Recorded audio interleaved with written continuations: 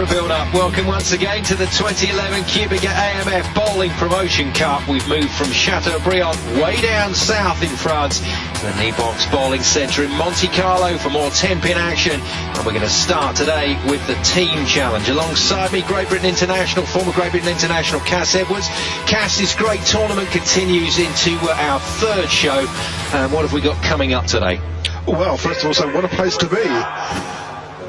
There's the red team. We've got the red team and the blue team having a race. It's a four-man team, Baker style. So each player will play in the match. And leading off for the red team is England's Matt Miller. Yeah, red team consists of England's Matt Miller, Sweden's Eklund, so that's two quality players right there, exchanging high fives. Then it's Tony Renier of France, the left-hander, will probably be the weaker link, along with Dutchman Dwayne Van Zandwick. Now then, to open up, pressure's on for this young man, 17-year-old Alexander Minonenko from Russia. Just struggled a little bit in Chateaubriand last week, but great experience for this young man. He's joined by Phil Holtz, Bruno Bedoni and Victor Klosovkin. Bruno Bedoni, of course, the man who's put this event together over the last couple of years, and he's back on home turf here in Monaco in Monte-Carlo. Yes, as you say, Simon, Alex had a bit of not the greatest time in Chateaubriand, but he's opened up with a spare here in Monte-Carlo. They've all had 9 games of qualifying, and Alex actually came out on top, so he was the number one man. But it's all action here, no hanging around. Up steps Phil Holtz, number 2 man for the blue team. Big right-hander. Big, expansive action, but very tidy indeed. And, well, he really trusted himself there. But when he got to the break point, boy, did it cook for him. Well, Simon, that's right. Yeah, the guys have to find that break point straight away, and these appear to be high-scoring lanes.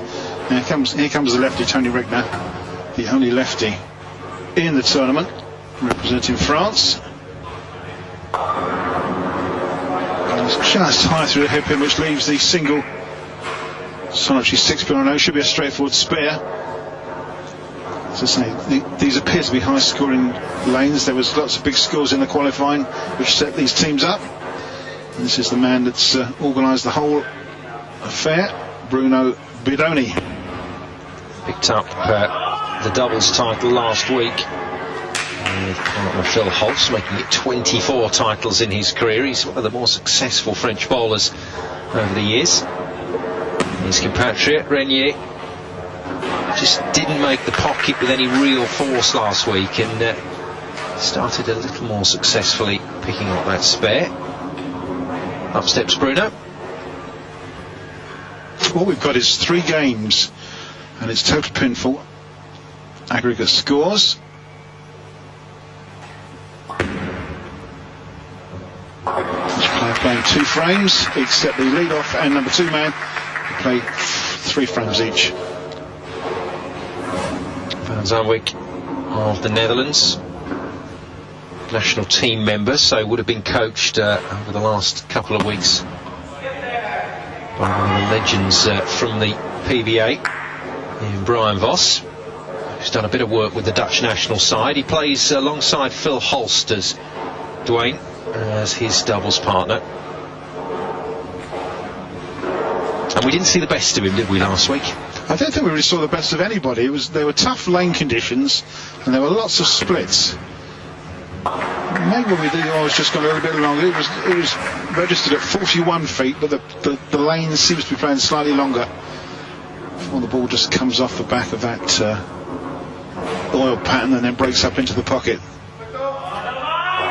So Klosovkin, the man that is credited with actually forming the Russian Bowling Federation, and then decided he was going to get right into the sport himself, and has performed to a pretty high level, but a successful businessman in his own right, and says that rather detracts from the amount of time he can spend bowling these days. Whereas this young man has got it all ahead of him. Matt Miller already picked up the singles title. Good win against Eklund.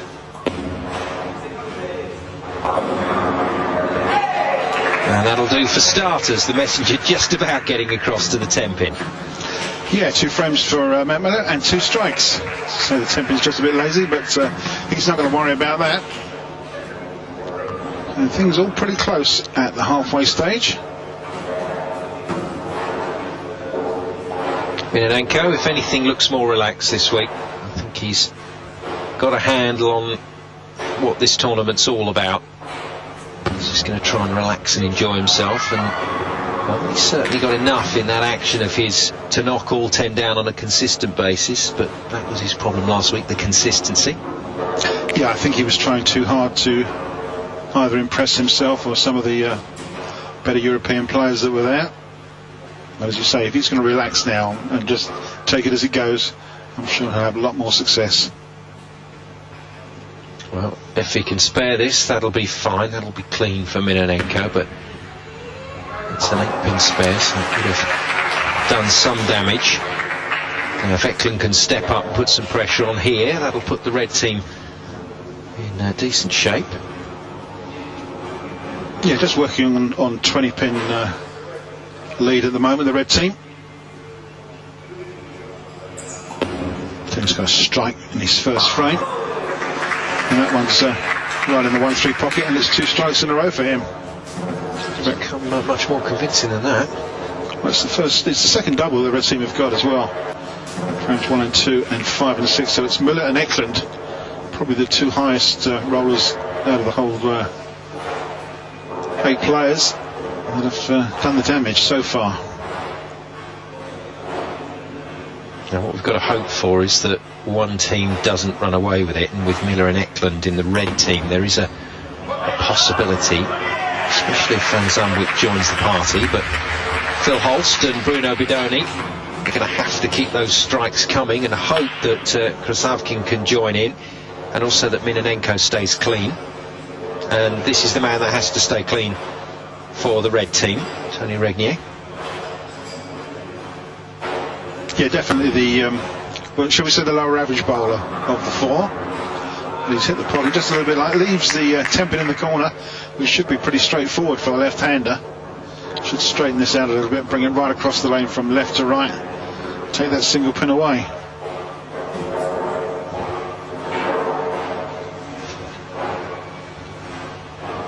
Bruno Bidoni, 9 spare with his first frame. Standing up here, frame 7. Gives a bit of width, and that absolutely brings a 10-pin off of a pocket shot. So pretty unfortunate there. We made the first double for the blue team. Supporters getting behind their man. Oh, well, Tony's just dropped that one in the channel for the Reds. So although he gets a slap on the back, yeah, it doesn't do their score an awful lot of good. Another feature, of course, which we haven't mentioned in the Baker system is that they stay on one lane, whereas normal league and tournament play they alternate, change lanes. But for the Baker, they stay on one lane. And Bruno's decided to miss the 10-pin in the corner, so that was a pretty even frame. 9 miss for both sides. Hard and straight, boys. Hard and straight. We've said it time and time again when we've watched the PBA show. I tell you what, if the pros can do it, or if the pros deign to do it, then I think everybody should be taking a leaf out of their book. Well spoken, Simon. That's a true professional bowler. Do you know what? I'm thinking along the lines as a coach. I want my 10%. Absolutely. And Zandwick getting a lot better reaction out of the lane this week. He does have a quite a tricky style, but he does put a lot on the ball. Yeah, we mentioned that he's kind of sort of cramped up as he gets to the line, but as you say, lots of rotation, and as long as he gets the speed and the angle and the position on the lane right, he's got good chances of heading the 1-3 pocket and carry all pins.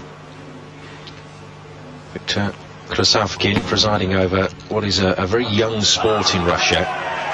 And just by virtue of the fact that he was one of the only players he qualified to represent Russia at the AMF World Cup. But he's now seeing this group of youngsters coming through that he hopes to turn into international players. It's interesting, Simon. Yeah, we do actually see quite a few of the younger Russian players coming through and playing on the European tour. Not with the greatest success at the moment, but as you say, it's a big learning process.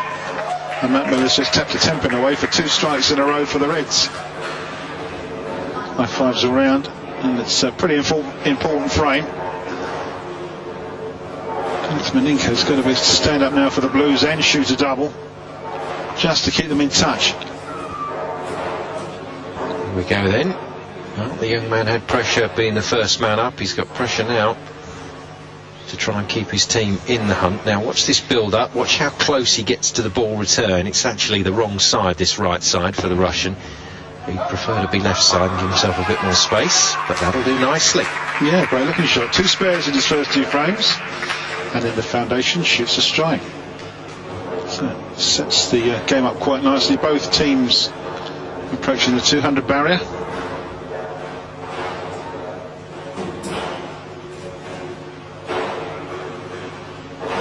Britain with just a 7-pin lead. Eklund working on 2 strikes in a row. First ball in the 10th frame. Oh, that is unlucky. That really was, wasn't it? That was a fabulous messenger come flying across there. Must have been a bit of a short pin, because left the 10-pin standing up, and that can only be a spare. Phil Holtz working 2 strikes in a row for the Blues. Makes it 3 in a row, and they're pretty much excited about that one, and the high fives all round. Lots of cheers from the crowd. That'll do nicely. And the spare here for Dennis, it could just be safe. The spare and a good count, and the Reds are going to win this one through the 200 barrier, and it's a strike we're getting 214. And that is just going to be a little bit too much for the Blues, I'm afraid. So it's a 3-game match, and the Reds are going to take the first of those 3 games.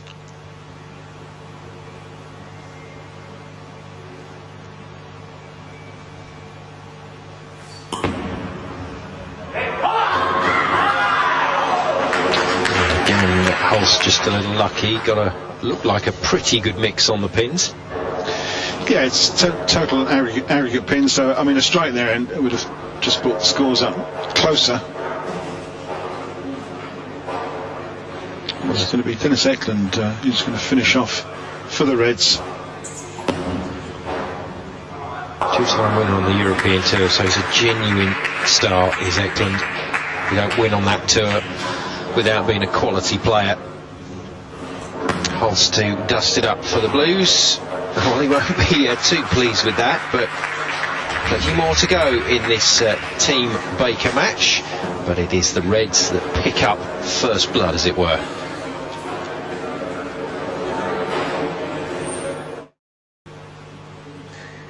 Welcome back to Monte-Carlo.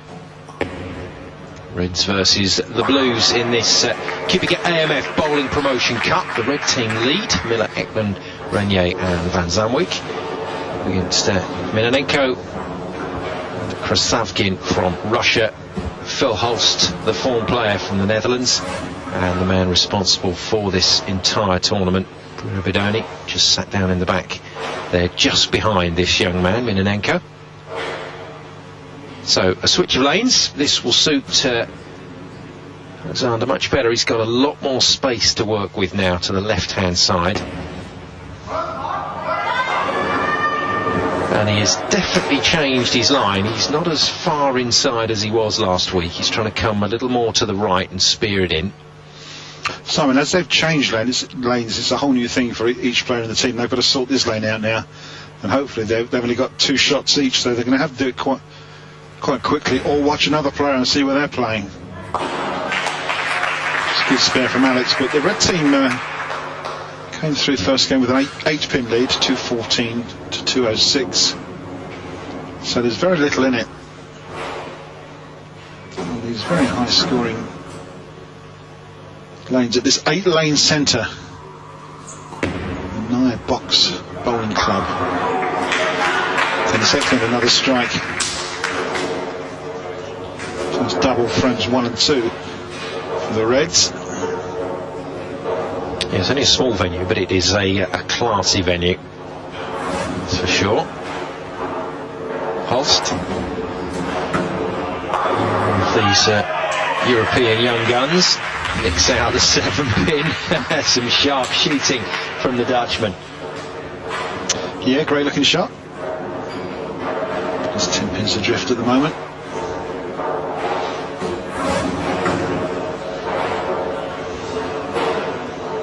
Upstairs to the Frenchman, Tony Regular. What an easy to strike as well. That's 3 in a row for the Reds. Come on, you Reds. I'd really like to see Regnier go after the ball a bit more. That was a bit of a soft touch, but it worked. But I think there's a bit more from that young man. Yeah, he's kind of limited in his style and approach. So, as you say, there's probably some more to learn if with some decent coaching. Bedoni right in the 1-3 pocket, and there's strikes all the way bar one. I'll better be on the Blues side then, Cass, if you've shown your allegiance. And there we go, Bruno knocks all 10 down, very nice. Now let's take a little look at this Van Zandwick delivery style. He gets quite crunched up around the ball, around the knee and the hip. That's right, yeah, he just sort of, well, he's gone through the Brooklyn side of the hip and left the 3 and the 10 there. But as you say, it's not a smooth pendulum swing. Breaks the arm, breaks the wrist, and sort of tucks inside as well. So he's never really upright at any stage once his first step's gone. He's got a little, what we call a baby split here. The ball will actually go between this 3 and the 10 pin, or he can actually take it on the outside as well. There's 2 ways about going this. Just needs to go for it, and unfortunately it's the 3-pin face on. So first open frame in frame number 4 for the Reds. The Blues are spare 3 in a row.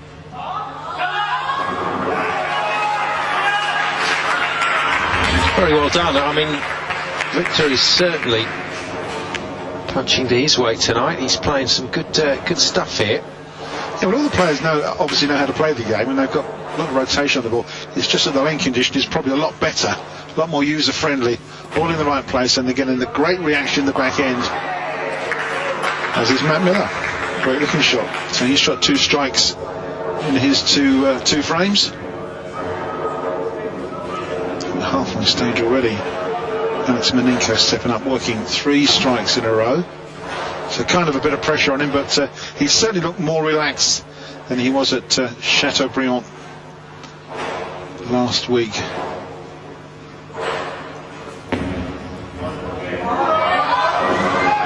€200 apiece for each winning team member in this particular matchup. So not quite sure whether that'll buy you a meal in Monte-Carlo these days. Might get you a game of bowling. I think it's about 10 euros a line.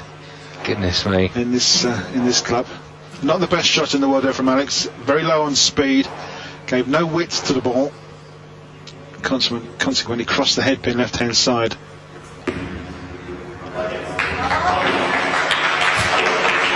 Flattens it off to make the spare. So just 5 pins in the difference at the halfway stage. Up steps the red team's strike machine. Team Sweden national squad member Dennis Eklund.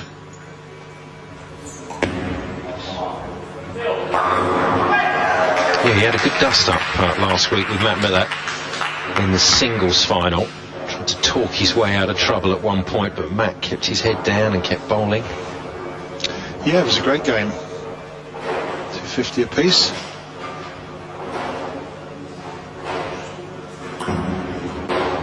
And for a Baker game, I'll tell you what, the scoring's not been too bad, and courtesy of some pretty good strikes. Apart from that last one from Phil Holtz, flushed through the nose. Well, it counts as 10 on the sheet, doesn't it? And he won't mind about that.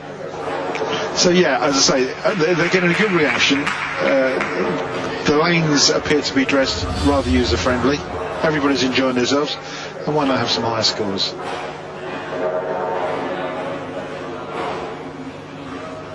Blue team happy enough now. Tony Regnier has to step up and give it some. Come on. Tony, put your shoulder behind this one. A little bit more expansive, strays across the head pin and leaves 2 standing. Are you getting a bit critical of my team, Simon Goldie? Yeah, I'm talking him out of it. Oh, right, okay. Tony is great on 8-pin spares.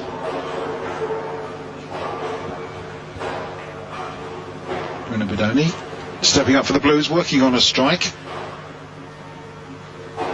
Yeah, this is his hometown, so we'll know a lot of people around Monaco, the Principality of Monaco. Not happy with himself there. He's done exactly the same as Tony Regnier, just going the other way. Well, is the oil drying out? Because quite a few of these players have now crossed the head pin to the Brooklyn side. So it may well be that the lanes are drying out. Nice spare, Tony. Great shot. One of the best he's done all day. Keeping it clean. That's yes, what you've got to do when you're supporting great players. You just got to keep it nice and tidy. Yeah, spares are good. And a three-game aggregate score. Nice. Even Bruno can spare the 5-pin. Good bowler to watch, Bruno. He's got quite a nice style, quite easy on the eye. Whereas Van Zandwick takes a bit of getting used to.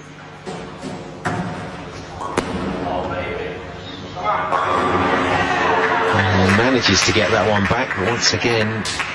Oh, well, no, he did take the 10 down. I thought he left a ringer there. Yeah, no, he's took us in. He had a change of ball as well. Got some real action on that one. Absolutely ripped the label off it. Used the whole width of the lane. And buried it in the pocket. And Victor Klosovkin is having quite a quiet little time, striking almost every time. Oh, there we go. And he's got another one. He really is enjoying himself. This one not as convincing, but still gets a decent little chain reaction to knock all 10 down. Yeah, no, that looks good enough. Bruno likes it anyway. So the Blues have got a bit of a lead. There we go. It is just a bit of a lead. Aggregate score, remember, so try and keep that pressure on, see if the red team just fades a little in this second game, although it's Matt Miller stepping up next. Let's see how he copes with what Cass Edwards thinks is a change in condition in that oil. Yeah, back it comes. He did give that a little bit more width, didn't he? Yeah, well, this is it. Well, as the lane changes, the top players can see the ball reaction is actually changing, so they need to make an adjustment themselves, either in their setup or where they stand on the approach, how far they're going to throw the ball out. And Matt Miller really gave that some width, and it's a strike and a double, frames 8 and 9. So the red team's on their way back, and Alex Malinko, a couple of spares in his first 2 frames. Oh, high through the hairpin, trips the 4. And they'll be very pleased with that. So it looks as though the blue team are going to get a bit of revenge for that first game defeat. So they will have something to play for in game 3, which is good. Well, it all comes down to the first ball in the 10th frame, and it's Dennis Eklund who's got a strike behind him from Matt Miller, so he can double up. Phil Holtz will be going for the Blues. He too has a strike behind him, so really it's the first one probably to double. Well, the first one that doesn't double. They may lose this one for their team. Well, look how wide that shot was. That was just a fantastic shot from Dennis Eklund.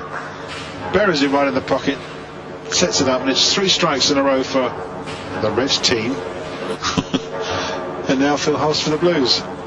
Now I'm confident my boys are going to come through in this one. Come on, Phil. Needs 10. Straight across once more. I thought he'd have been looking at the other ball reactions.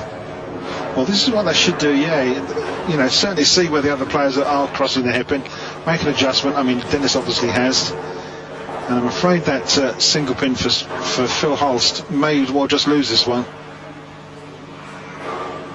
If he spares and strikes there, 228. A spare from Dennis, or a nice spare, will give them 230 plus. So that will be another win for the Reds, but only by the single digits again.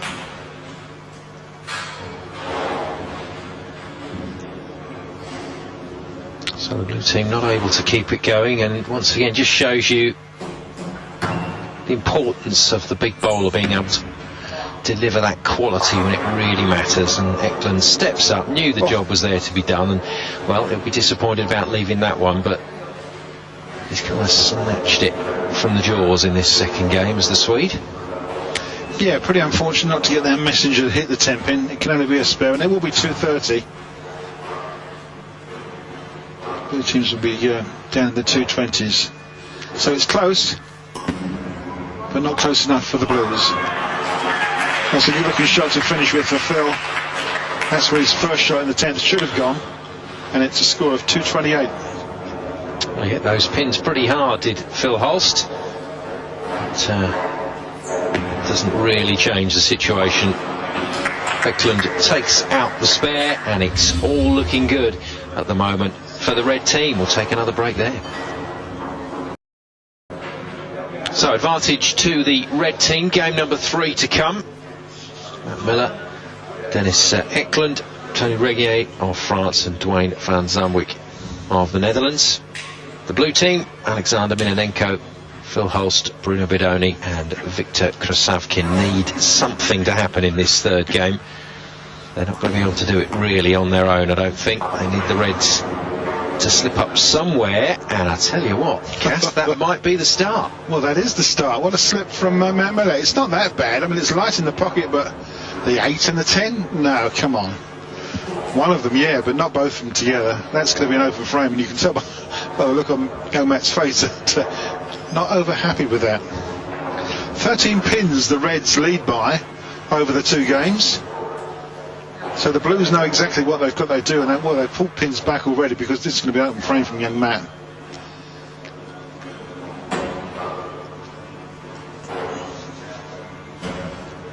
Minonenko, even younger at just 17 years of age, chomping at the bit there, and Matt's still beating himself up.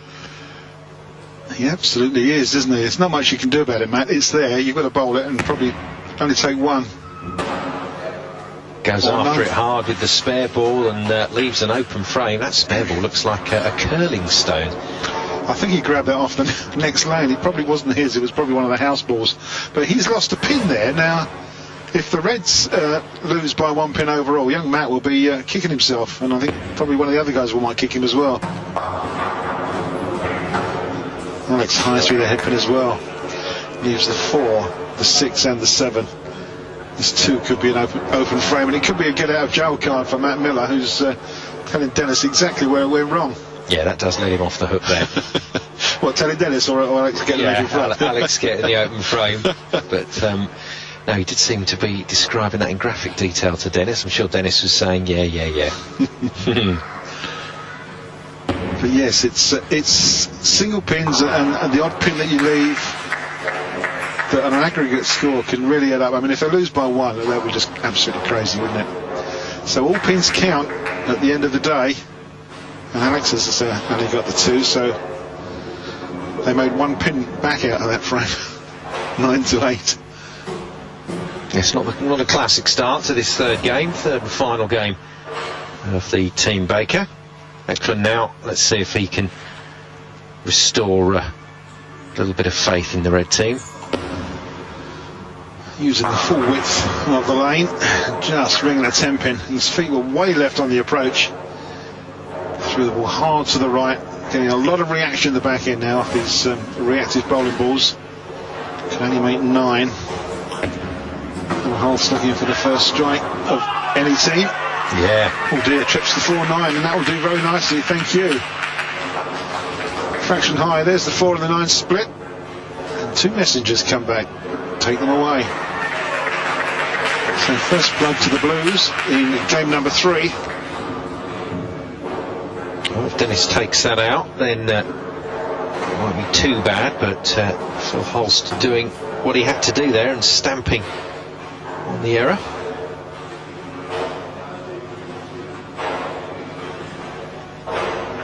Dennis won't be rushed, it's only a single pin, but he's certainly going to make sure he gets it. Really can spare, that's the way to do it. Get your spare ball and throw it hard and fast. A first look at Bruno Bidoni, France and /MC Monaco. Very proud of his roots. Chance to make a double as well. Well, His foot may have been in the way, but I saw it cross the headpin, Bruno, and it went into Brooklyn. It is 10, it is a strike, it is a double for the Blues, and he's posing. He's starting to enjoy this now. After the last Brooklyn hit that he had, he did actually turn around to a couple of the less knowledgeable crowd members and say, actually, that's not what we're trying to do, but this time he's just enjoyed it. Yeah, this time he was obviously playing for that shot into the 1-2 pocket. Tony Regner, got to get some pins here. Ooh, great looking shot, right in the 1-2 pocket. That was good from a left-hander. No, unfortunately, and I hate to say, he has had a problem with corner pins. And he's got another one to shoot at now. It's the 7 pin. Just searching for the big orange ball. Whether that's his lucky one or not, I don't know. Well, let's hope so, from the red team's point of view. He's not happy going inside to out. And again, the same thing's happened.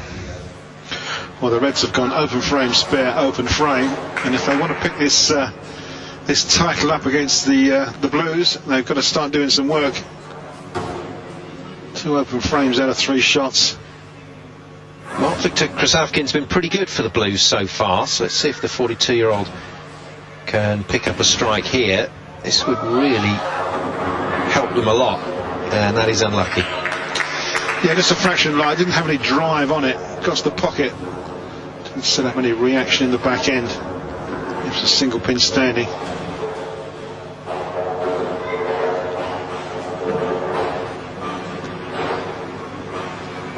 He too will get his hard spare ball out. I think it's a 2 pin, possibly a 5 pin from where I'm sitting.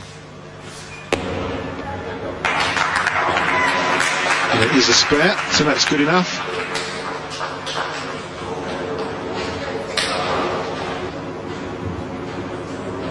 Dwayne Van Zandwick then from the Netherlands. The last man to go in this rotation for the red team. Yeah, got to set something up here. Got to start something going. We're three frames down already. Oh, great looking shot. Nice bit of swing to the outside boards on the lane. Gets some reaction at the back end and comes right back in for the right hand. That carries all 10. Sets in that pocket very nicely. Great train reaction. Great shot. I don't know if you saw on that last slow-mo, Matt's up and celebrating now, but just before Dwayne bowled that ball, Matt was still stewing about his last visit, and he's going to hope to atone for that. Minonenko's up though for the Blues.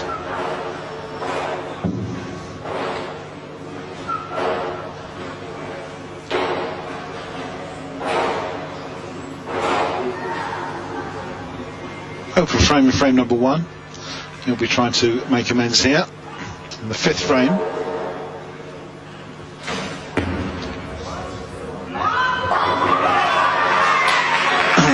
Well, yeah, it's crossed the headpin for a Brooklyn strike. He'll be happy with that, or the team will be happy with that.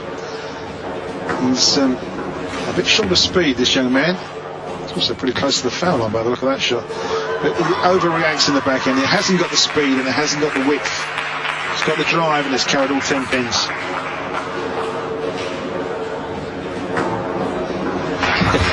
Which makes Matt even more angry than before. Absolutely, not sure what the celebration was from Bruno, but it's clearly something the Blues have got worked out, and Matt Miller is muttering away to himself. This is good stuff. Come on then, Matt. I think he's really enjoyed himself. He is now. He is now. Much better looking shot. Well done, Matt. Double time for the Reds, and that's a bonus because that's going to bring back the level at the halfway stage. Well done, Matt. Dennis sees the funny side of it as well. That's not looking serious, isn't he? Money on the line. He's already done pretty well out of the first 2 events, and if he keeps his form going and performs well in the Masters, he could break the €1,000 mark in winnings over the course of this Bowling Promotion Cup. Worth coming to then. Absolutely.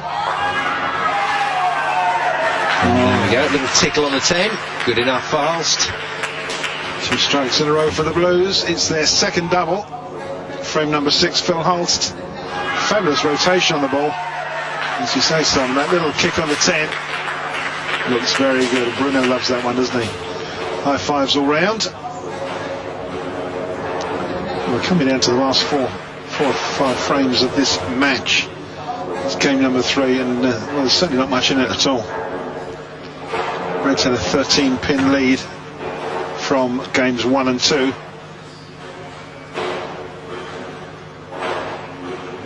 There's only single digits between the sides in this game.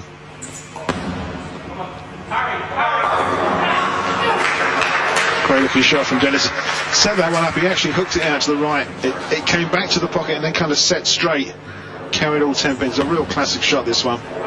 Beautiful style. Holds the style, the follow through on one knee, and just absolutely rips the rack. It's effortless from Dennis Eklund, but he's a strong boy. He's throwing that ball really hard, but he's making it look easy.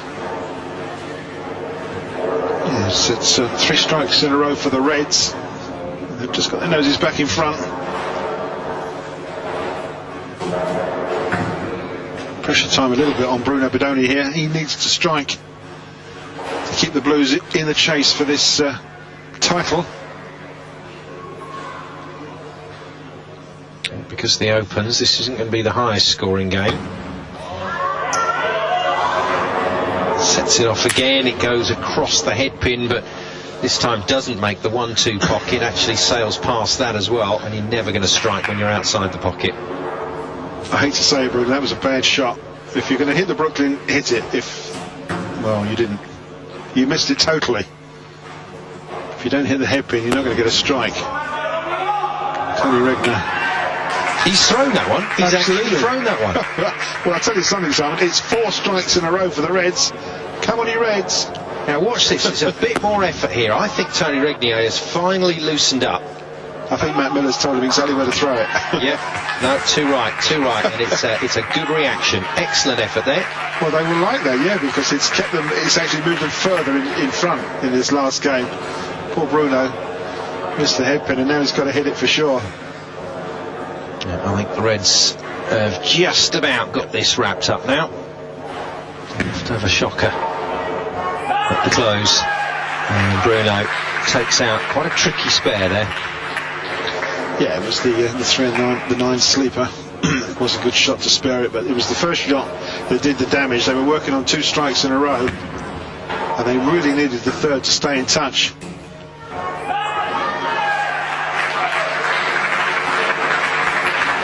Good slow-mo replay. How to spare the sleeper. And we're down to the last 3 frames. The Reds have got a 10-pin lead. It's just a matter of staying clean, really. Spares the strikes, no open frames. And it's Dwayne Van Zandwick that steps up. Frame number 8, looking for 5 in a row, and absolutely rips the rack. How about that? 5 strikes in a row for the Reds. They are really looking loaded. Yeah, they found a great line here. Well, we knew Dwayne had it in him. Well, when he throws it properly and gets the reaction, it's a nice looking shot.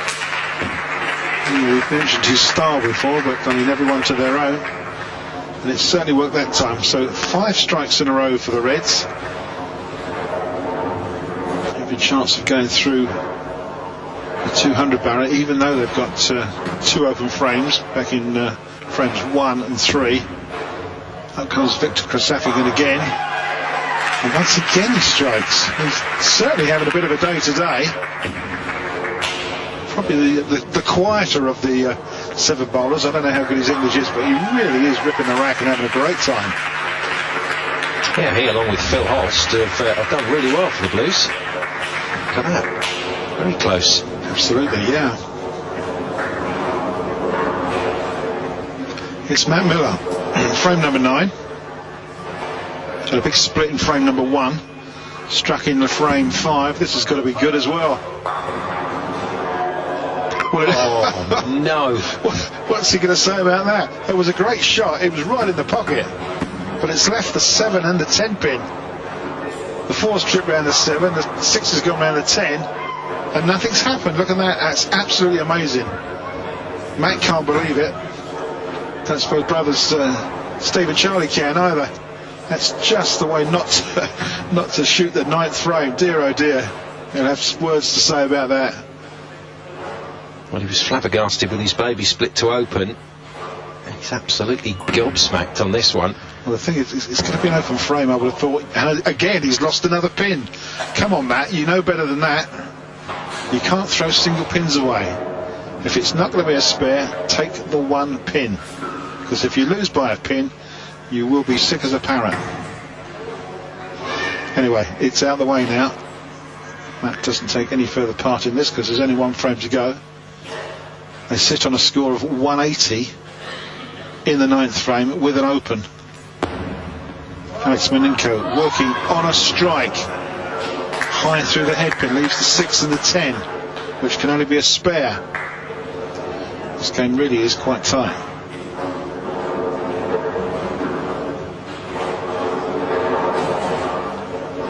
It's quite as straightforward for the Reds as it was looking, but really Minonenko needed that strike to keep any sort of pressure on.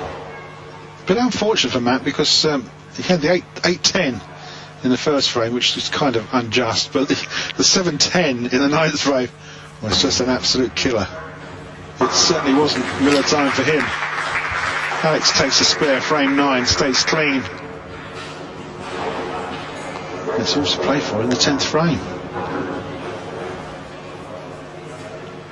That's still discussing it with anyone that will be good enough to listen. Dennis Eklund, though, is up and ready to go. Yeah, needs to bury probably the 1st one in the pocket and the 2nd one afterwards, just to keep the Reds in front and give them a chance.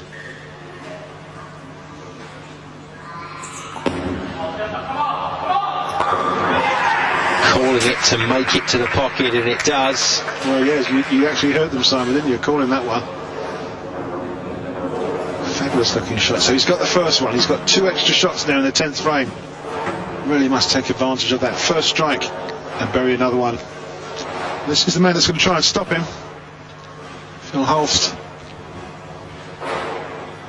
Pretty much must make a strike, or at least a spare and a strike. 20 pins in the last frame, an absolute must. Oh dear. No.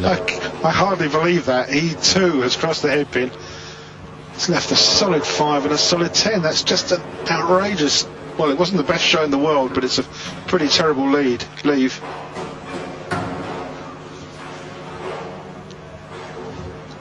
And the thing is, Simon, if Phil can't spare this 5 and 10 pin, they're going to lose, and the match will be gone. Oh, that's all right. That's all right.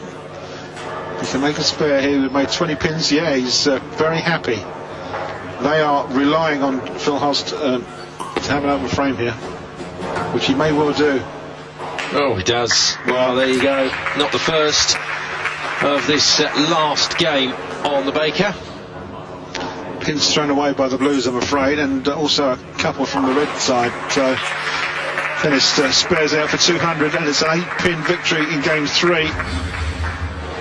Well, we saw them in a huddle at the start of this one, and just firing themselves up, and it's worked well for the Red team. They come out on top and pick up the €200 a man for the victory, as well as the trophy. And Dennis Eklund is enjoying every single moment of this. He may have won a couple of times on the European tour, but he loves his bowling, and like every bowler, he loves the win. So good stuff from the Red team, and they pick up the win. We've got one more competition to go from Monaco, from the Promotion Cup, but in the meantime I think it's time for us to catch up with the players.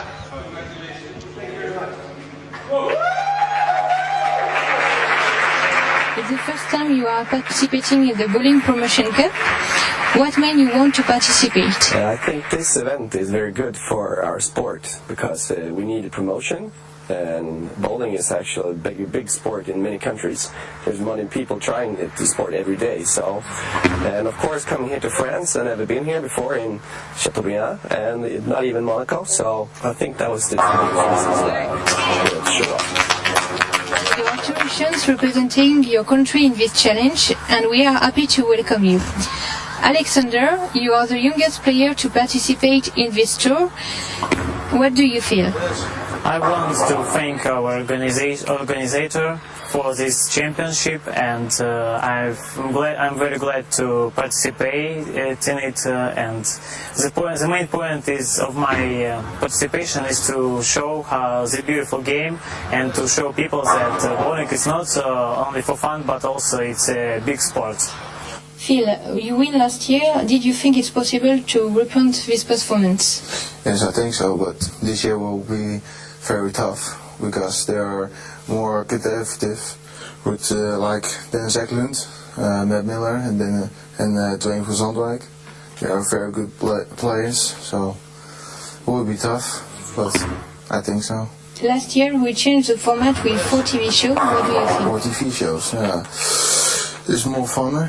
You have more time to play the TV and more experience for the television. So yeah, quite nice. Matt Miller, do you feel you are ready for the challenge that is taking place in Chateaubriand today? Do you believe you have a chance of winning the individual finals in Monaco? Yeah, I'm ready for the challenge. I've been working hard on my game, training hard, so I'm really looking forward to the challenge. It's great to be here. It's a lovely place, so looking forward to the week ahead. And yeah, you know, there's a lot of great players here this week, so it's going to be tough to win. But you know, I wouldn't be here if I didn't think I was good enough. So hopefully it'll be a good week. Looking forward to it. Dwayne, it's the first time you are participating in the Bowling Promotion Cup. What made you want to participate? I saw my friend Phil Holtz playing last year on the first edition of the Bowling Promotion Cup. He also won, so it's pretty cool. You get lots of attention of it too, so when I was asked, my answer was immediately yes. Do you believe you have a chance of winning the individual finals in Monaco? I think the chances for all the players will be pretty the same. The pattern I seen was pretty easy, so it's a contest of shooting with the most carry. I think I will have a chance, but it will be very hard.